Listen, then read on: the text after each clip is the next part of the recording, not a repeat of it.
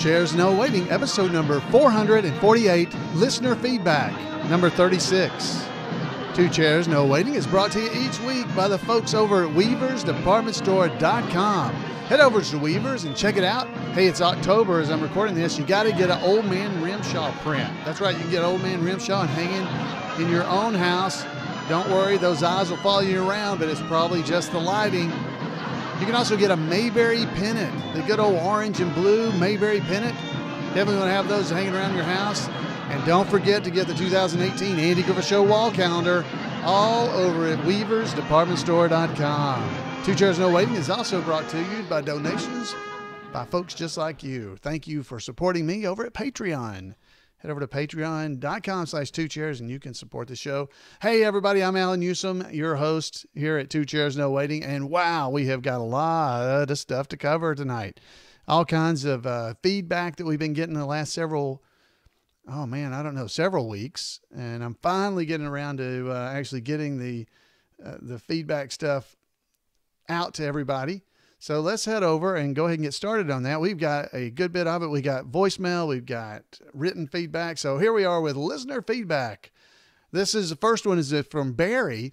He said, about 2 years ago, I stumbled across Two Chairs No Waiting podcast, and I've been enjoying it ever since. I read it wrong. You put a lot of effort and love into it, and it shows. I thought I would suggest a couple of ideas for future podcast episodes. Hey, that's awesome.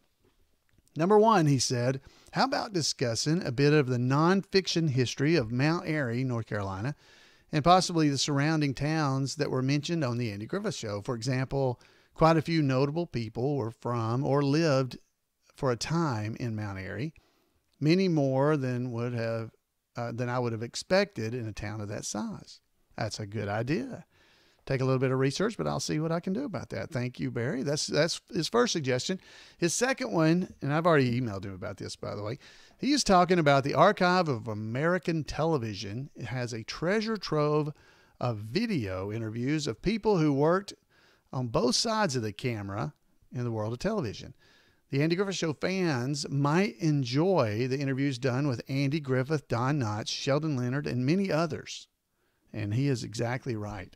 What I wrote him back to tell him is those are actually copyrighted by the Archive of American Television, and I don't think I can use them on my podcast, but definitely fans of the Andy Griffith Show would enjoy going on there and searching. So if you just go on the internet and search for Archive of American Television, you can find all kinds of interviews with, as he said, Andy, Don, Sheldon Leonard, Howard Morris. There are a lot of the Andy Griffith Show cast members, crew members. They were interviewed by them. It's a great job.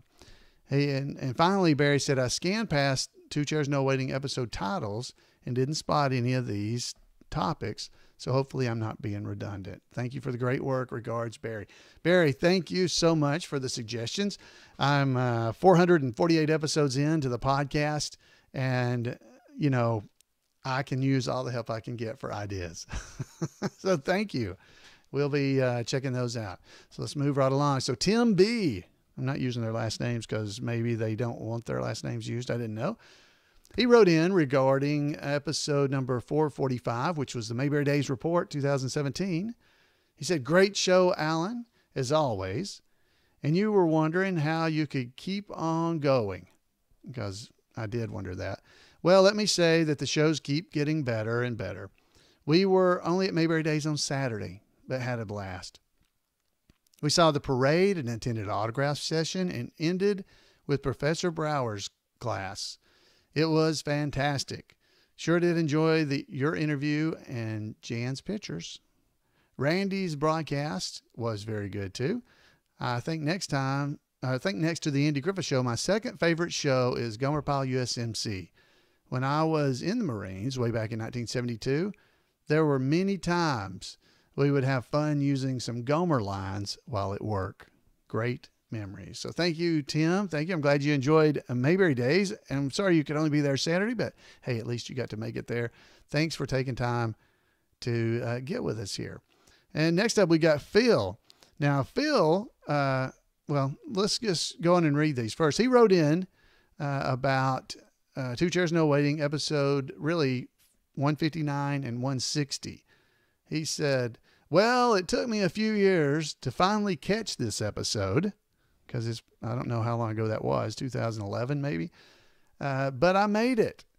Great stuff, Alan. Thanks for recommending it after viewing The Ghost and Mr. Chicken tonight on Svengoolie. Well, this past weekend, as I record this, Svengoolie, which comes on MeTV, which also shows the Andy Griffith Show, showed The Ghost and Mr. Chicken. So I posted online that, hey, if you enjoy the show, maybe you'll enjoy the podcast. So I posted links to episode number 159 and 160 of Two Chairs.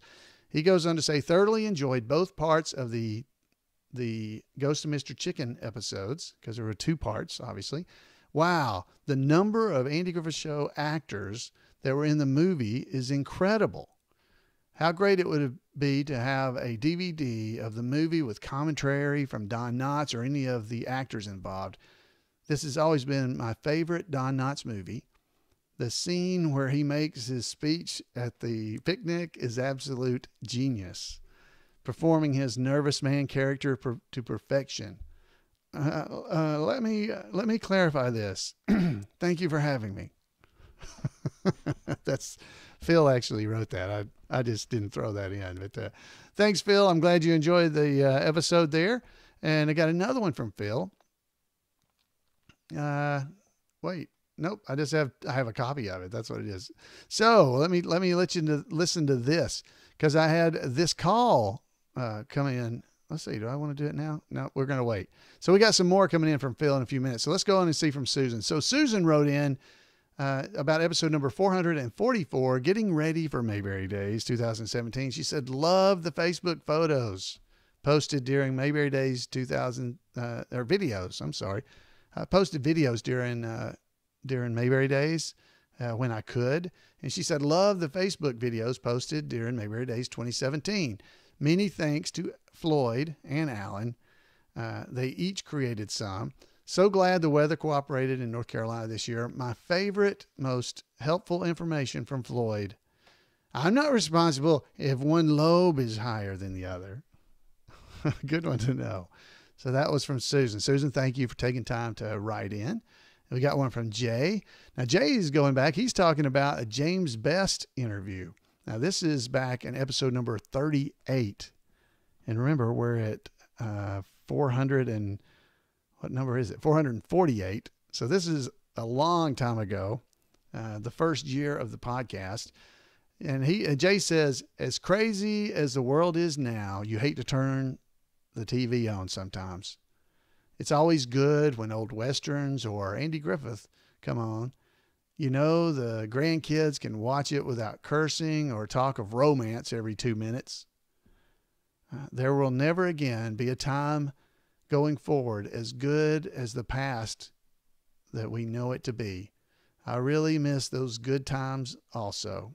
So I agree with you, Jay. It's the Andy Griffith Show, the idyllic world that it portrayed is something I think we all miss. So thank you. And this was, again, it's about a James Best interview that I did a long time ago, episode number 38. So that's something you might want to go back and check out, because I got another email related to it. And also kind of, they were talking, this is from Fred, talking about the 413th episode of Two Chairs called Susan Oliver, Prisoner of Love. Fred had this to say. He said, I believe the late actress Susan Oliver was featured in the Prisoner of Love episode of the Andy Griffith Show. I celebrated my 66th birthday today, the day he posted this. And I've been watching the Andy Griffith Show since it first appeared in 1960, when I was just 9 years old. I must say that both wholesome Andy Taylor and Barney Fife were and are 2 icons of television, but notwithstanding their high morals on the Andy Griffith Show, I believe Sheriff Taylor and Deputy Fife, misspelled intentionally, could not escape the sultry beauty of Susan Oliver. She truly, as I recall Andy saying of her, no one could mistake you for a boy. Thank Andy, Don, Ronnie, Francis, Anita, Betty Lynn, Howard McNear, Jim, and George for more than 60 years of just pure fun. P.S. I'll never forget when Andy's cousin Gloria escaped to Mayberry after a broken engagement. And she and Andy and Helen and Goober were at dinner in Mount Pilot. There, after Andy recommended the special for dinner, Gloria asked, "What's the special?" Goober responded, $1.75. That is true. $1.75. Yeah. He didn't know. He didn't even care what it didn't mean. What. Anyway, I'm pretty sure she meant what's to eat. Man, that's what. Anyway, Fred goes on to say, this show, which has been and will remain an institution of Americana, was more than priceless. Furthermore, thanks to Aaron Rubin, Sheldon Leonard, along with the excellent writers, may Almighty God bless them all. And that's from Fred. Fred, thank you so much for taking the time again to write in. It's fun to hear from all the fans. You guys, I'm just a fan just like you. So it's so fun for me to actually hear from you guys. Next up is from Phil again. Now, this is from Phil. I think we had a comment earlier. This one, he's talking about Mayberry days, okay? He says, Alan, Mary and I are back home now after attending Mayberry days this weekend, and we're both still grinning like a mule eating briars. We've been looking at all the pictures posted by so many in attendance and just reliving the whole experience all over together. Last year was Mary, that's Phil's wife. It was her first year attending Mayberry Days, as we were just married in June of 2016. She absolutely loved the festival, even though she wasn't an Andy Griffith Show fanatic like myself at the time. But a short year later, the Andy Griffith Show is now a compulsion with her. This year, we thought we'd have fun with it and decided to dress up as characters with Mary as Miss Ellie and myself as the masked singer, Leonard Blush. We were both a little nervous about how we would be received, but the minute we arrived at the mayor's proclamation Friday morning, we both knew we'd made a good decision. Everyone seemed to like our outfits, and we really had fun with it. But we still had no idea what a great time lay ahead of us until we arrived to participate at the parade Saturday morning. With everyone mingling and preparing for the parade to start, it was like a huge Mayberry party down at the end of Main Street. And then a walk down Main Street to greet thousands of folks lining the streets. Everyone smiling and laughing. What an incredible time. Once we arrived at the end of the parade down at the Andy Griffith Playhouse, we both hugged each other and started laughing with joy. It was really a surreal experience and one I will truly treasure, and I look forward to doing it again. Before we had to leave town Saturday afternoon, I was able to speak with the big guy, Jim Clark, the presiding goober of the Andy Griffith Show Rio Watchers Club. I told Jim the best way I know to describe the experience of Mayberry Days is to relate it to the joy I felt as a kid at Christmas. You can never recreate that feeling as an adult that you had as a kid on Christmas morning. All of the sadness when it's over. But you know it'll be here again next year, and you can't wait for it. There are no strangers at Mayberry Days. Everyone is your friend and neighbor. What a blessing that it is to have and to share with so many. Phil. Wow, that is great. Now, on top of that, Phil enjoyed Mayberry Days so much, he also gave a call. So let's hear from Phil with his voicemail. So let's go ahead and hear that. Hello, Alan. This is the masked singer Leonard Blush of WMPD, the voice of Mount Pilot. Really enjoying the podcast, Alan, and especially hear your last reports on Mayberry Days and Mayberry Days trivia. Just really good stuff. And as you know, I was there this year along with Miss Ellie Walker, the lady druggist, and we are still talking about just what a great time we had this year. It was just a fantastic event. As you said, you can't begin to describe what it's like going to Mayberry Days. You've just got to go do it and see for yourself, because it is a great time to be had. You can't begin to see and do everything that's going on during the festival, and time just flies by so fast because you're having such a great time. But you really got to go to check it out and see what it's all about. We're still going through all our pictures and the one shared on Facebook by so many new friends that we met and connected with. And That in itself is probably one of the greatest things about Mayberry Days, the friends you'll see and the new ones that you're going to make when you go. So if you've never been to Mayberry Days, what in the world are you waiting for? You got to go do it. But I'll sign off for now, Alan, and be sure to catch me every third Tuesday on WMPD, formerly YLRP.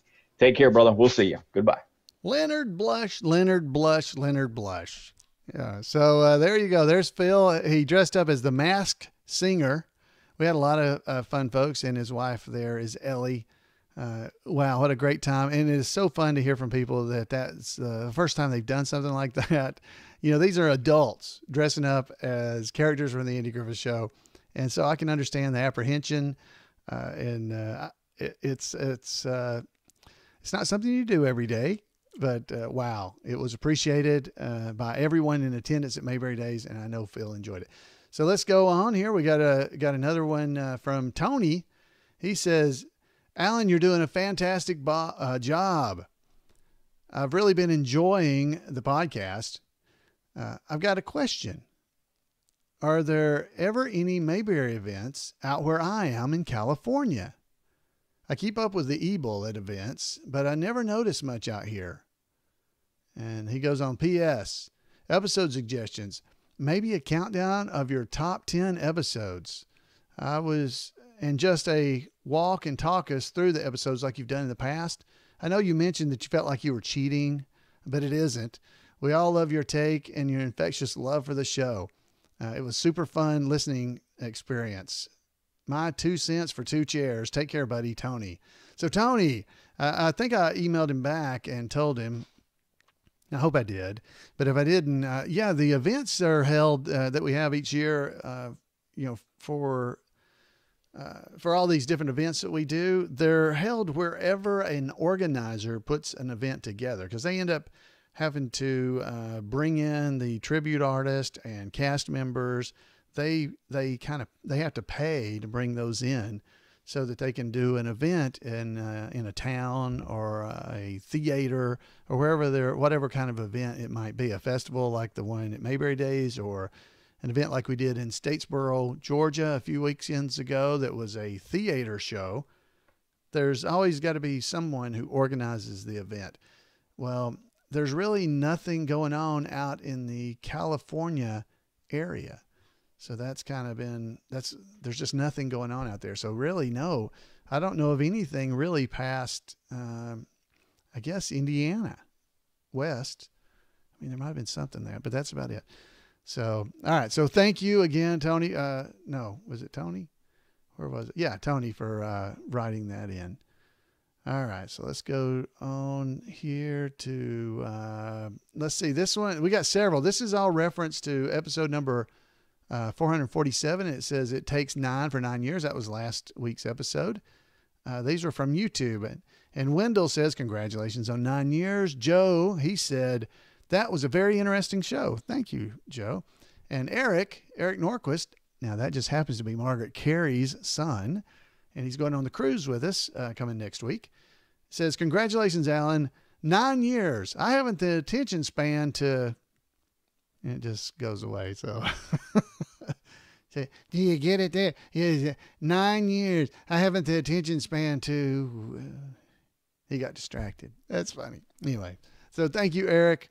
Thank you very much. Thank you, Joe, Eric, and Whitney. Thank you very much. And then again, Mayberry Days Trivia 2017, round 1. Eric wrote in, he says 0 for 17. Thank you, Kenneth. Kenneth is the one who comes up with the questions. So I think I had some other feedback about that episode, but if you got 5, 6 questions, you did really good. If you got 3 or 4, you did good. All right. But if you did 5, 6, 7, you did really good. All right. Anyway, so let's move along here. Number 445, the Mayberry Days report. These comments all came off of YouTube. Mr. Bridges said, I got to get there.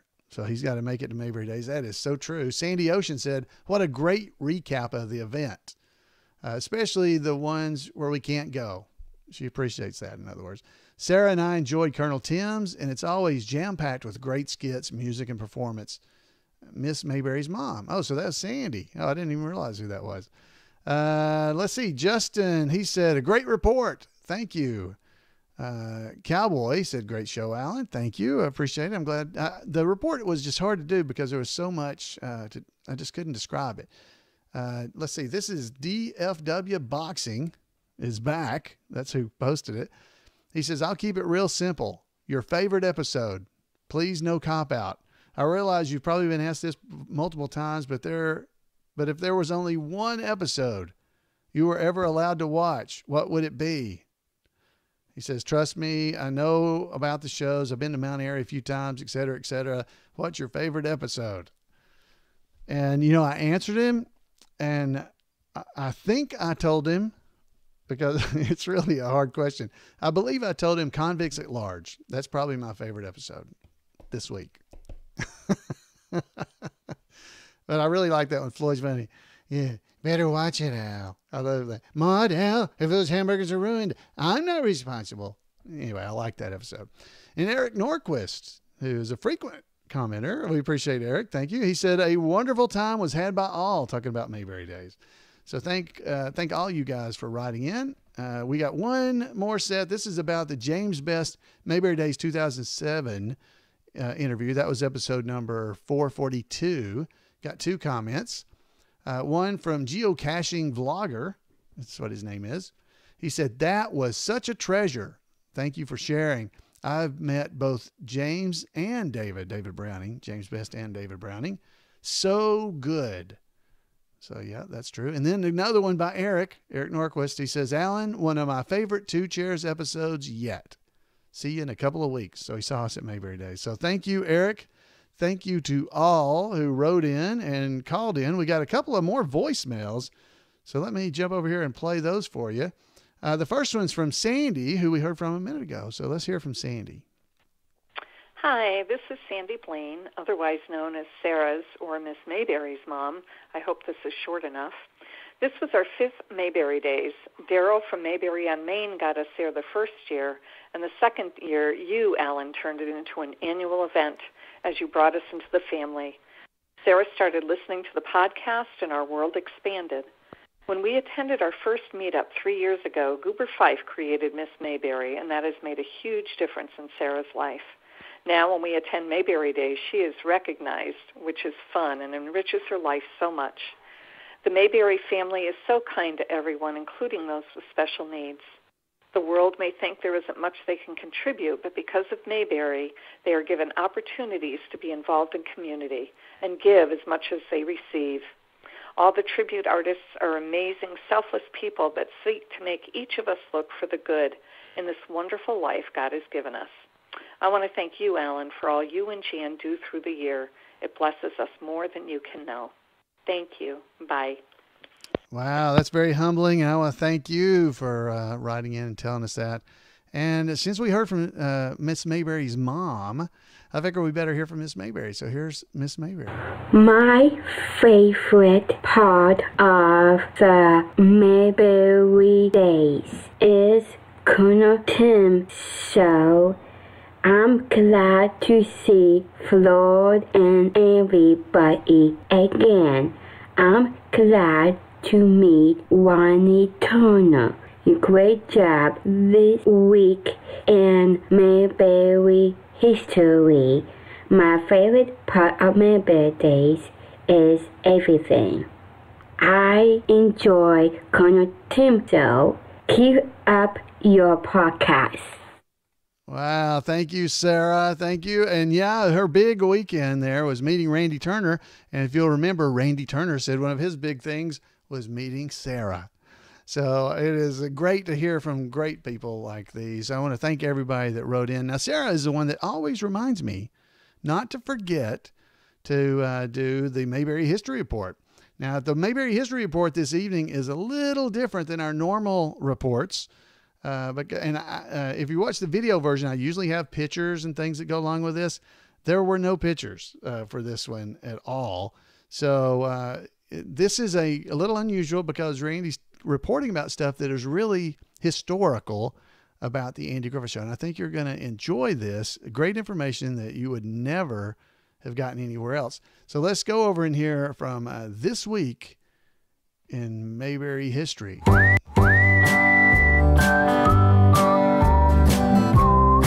Welcome to This Week in Mayberry History, a report by Special Correspondent Randy Turner of the Gomer and Cooper Pyle Comic Book Literary Guild of the Mayberry Historical Society.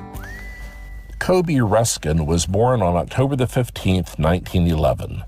Coby eventually became a prolific television director, but had to struggle for years to reach this goal as a result of one of the more disgraceful periods in U.S. history. Especially in the days of the Great Depression, belonging to the American Communist Party carried little to no stigma. The public turned against it for a period of time when Joseph Stalin instigated a series of trials to oppress those who opposed the Communist Party in the Soviet Union.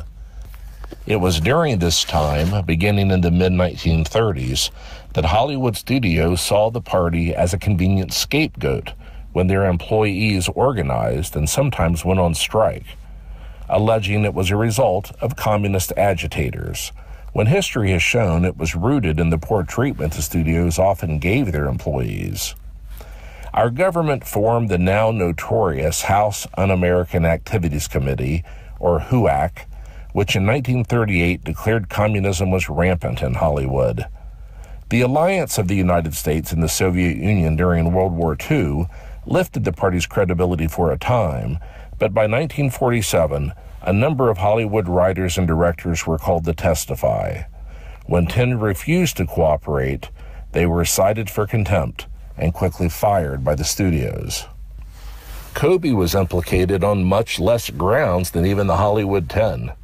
With the Red Scare running rampant, in 1950 an extreme right-wing group published a pamphlet titled Red Channels, which listed 151 Hollywood professionals by name, claiming with no documentary evidence that they were red fascists or sympathetic to the cause. Coby was actually a new director in television, first directing in episodic television in 1950, after having staged, managed, and sometimes directed on Broadway and in other venues.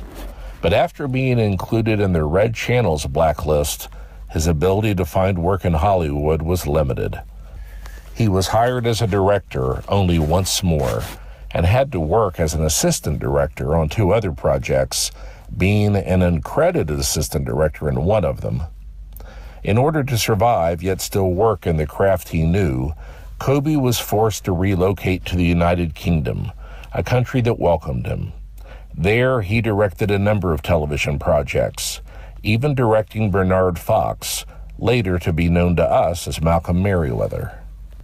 The Hollywood blacklist is generally viewed to have been broken when, at Kirk Douglas's urging, the blacklisted writer Dalton Trumbo received screen credit for writing the 1960 film Spartacus. But actually, the first cracks in the blacklist had begun earlier in television, a medium desperate to find creators at a time when a show usually consisted of 32 episodes per season. And certainly, the 1960 film Spartacus in no way completely ended the blacklist. Sheldon Leonard recounted that many times in the early days of the Andy Griffith Show, scripts by blacklisted writers would be rejected, so he would assign false names to the scripts obtained from the Los Angeles telephone book, and the scripts would then be approved. Still, after a 7-year exile, Coby was able to return to the United States and again work in television. In 1961, he directed on Bob Newhart's little-remembered first series.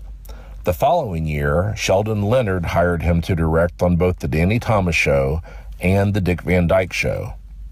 By 1964, Coby began directing on The Andy Griffith Show, and by 1965 had directed 18 episodes, many of them classics. He directed in other series over the years, including Julia and Love American Style. A series Coby worked on extensively was Here's Lucy, where he directed 68 episodes between 1970 and 1974. But his record began in the fall of 1964, when the spin-off Gomer Pyle USMC premiered. Incredibly, over the 150-episode, 5-year duration of that series, Coby directed 94, just under 2/3 of the entire series. That's it for this week. Remember to take Andy's advice and go out there and act like somebody. Wow, thank you, Randy. That was some real history. So thank you, Randy. That was very interesting. If you want to make sure you don't miss his daily doses of today in Mayberry history, head over to Gmail and send an email on Gmail to turnersgrade@gmail.com, and you'll get signed up to the email list, and he'll send you a link every day to the post that he does on the Gomer and Goober Pyle Comic Book Literary Guild. So thank you, Randy. These reports have been amazing. We're up to the 41st report for the year, and wow, what a great job he does. Now, next week, I will be gone. So next week is going to be an extra episode here. So what I'm going to see if Randy can do is we'll have This Week in Mayberry History coming up here next week. So that'll be coming out for you guys on Monday night. It might be the only thing in the episode. I don't know. And then, of course, the week after that is our Halloween episode. So we may do a Golden Arm again. May just replay last year's episode because it was good. It's good. I can watch it and get scared with everybody. So I don't know. So guys, for the next couple of weeks, we'll be just playing it by ear, but we will be having content. So you guys will have things to listen to and to enjoy. Next week is the Mayberry Cruise. So I'll be cruising on a Carnival cruise ship with a bunch of Mayberry fans. And so I will be gone. So no live shows or anything. Folks, I hope you have enjoyed this week's episode. I hope you've enjoyed hearing from all of you. Last week you heard about me. The whole episode was all about me, blah, blah, blah, me. And this week it was about you. So I want to thank you for taking time to call in, write in, and to listen to the podcast. It is always a pleasure for me to just get to spend a little bit of time talking to you, right into your ear, giving you a little bit of my information about the Andy Griffith Show. And I always enjoy hearing from you. You can give me a call at 888-684-8415 or just drop by twochairsnowaiting.com and leave a message there. If you go to the contact button at the top of the page there, you can do it. So I want to remind you too, if you're a member of our Facebook group, we love having folks on our Facebook group, not just page. So we have a Two Chairs No Waiting podcast group. You can go and check that out. It's at facebook.com/groups/2chairs. Lets you guys all talk to each other. So folks, until next time when we gather together here in Mayberry, have a great Mayberry week, and we'll see you later.